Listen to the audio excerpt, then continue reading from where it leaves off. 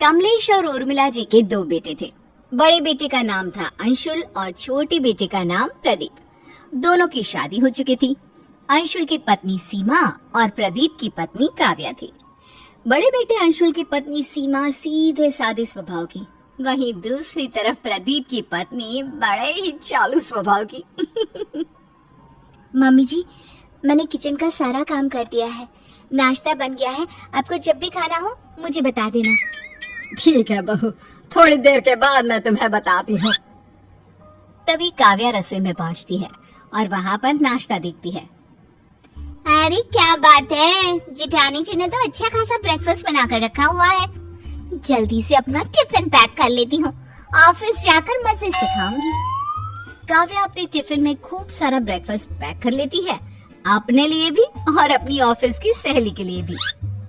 अरे काव्या चलो, तुम्हारा ऑफिस का टाइम हो गया है, मैं तुम्हें रास्ते में छोड़ दूंगा। हाँ हाँ चलिए, मैं तैयार हूँ। थोड़ी देर के बाद, सीमा बहू मेरे लिए नाश्ता ले आओ।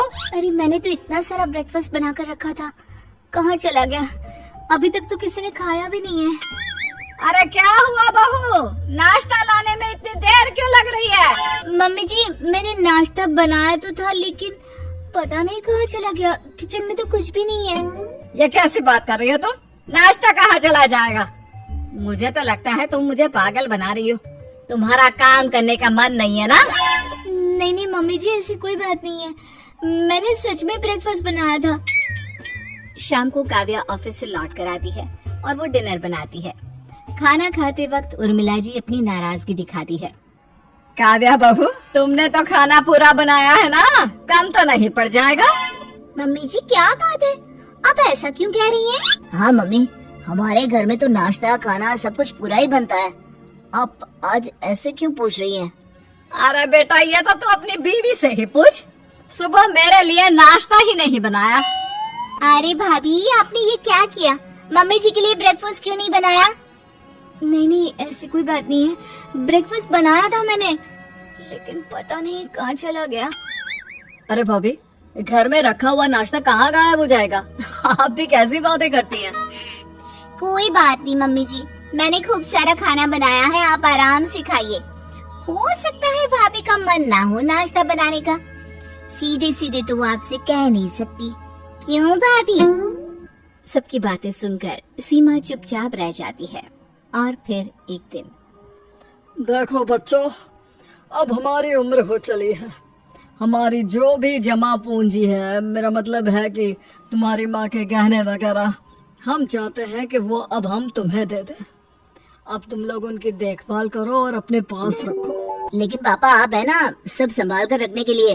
अरे पापा जी ठीक ही तो कह रहे हैं, कल को भगवान न करे उनकी तबीयत ऊपर नीचे हो जाए, कुछ हो जाए, अब इस उम्र में किस चीज का क्या पता है ना?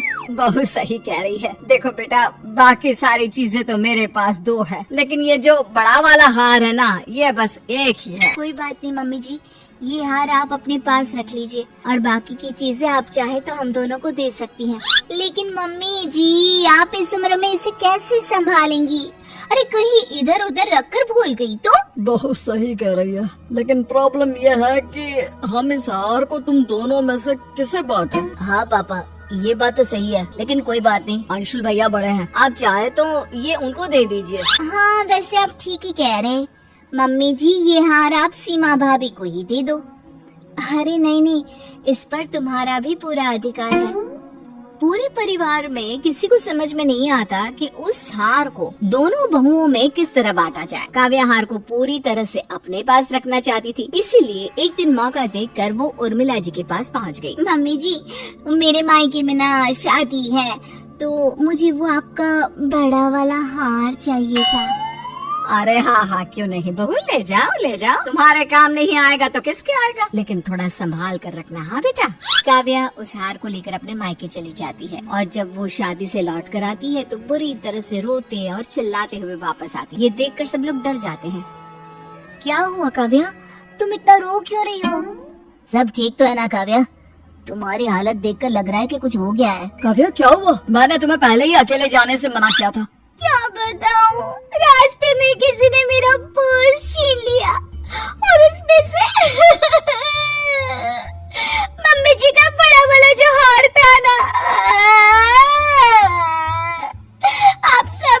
मुझे माफ कर दीजिए।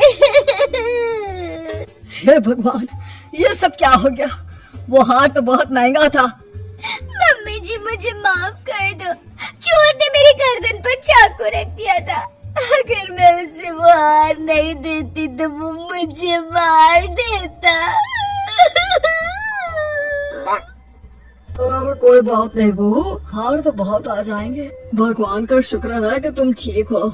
हाँ ठीक कहते हैं आप। अगर हमारी बहू को कुछ हो जाता तो। तुम हार की चिंता मत करो काव्या, हम दूसरा हार बनवा लेंगे। तुम अपना ख्याल रखो। कुछ दिनों के बाद एक दिन अचानक काव्या की मम्मी काव्या के ससुराल आ जाती है।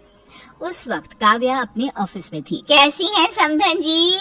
बहुत दिन हो गए, सोचा आपसे मिलकर आती हूँ। अरे बहुत अच्छा किया। और बताइए सब ठीक है ना? हाँ जी सब ठीक है। ये काव्या ना एक पैकेट मुझे दे गई थी जब शादी में आई थी। पहले तो मुझे पता ही नहीं था इसमें क्या है, लेकिन जब खोलकर देखा तो कुछ कीमती सामान था, इसलिए सोचा सही समय पर उसे वापस दे देती हूँ। अच्छा, जरा दिखाइए क्या है इसमें। उर्मिला जब उस पैकेट को खोलकर देखती है तो उसमें वही वाला हार निकलता है जिसके लिए काव्या ने कहा था कि वो चोरी हो गया है। जब काव्या ऑफिस से लौट कर आती है। काव्या, तुमने हम सबसे झूठ बोला। ये हार तुम्हारी मम्मी देकर गई है। काव्या, तुम्हें इस तरह झूठ बोलने की क्या जरूरत थी? बहू, अगर तुम्हें ये हार चाहिए था तो सीधे सीधे कह देती। मुझे माफ कर दीजिए, मुझे लगा कि मैं अपनी चालाकी से हार खोने का नाटक करूंगी और फिर वो हमेशा के लिए मेरे पास ही रहेगा। और मुझे क्या पता था कि मेरी अपनी मम्मी ही मेरी चालाकी को सबके सामने इस तरह खोल कर रख देगी।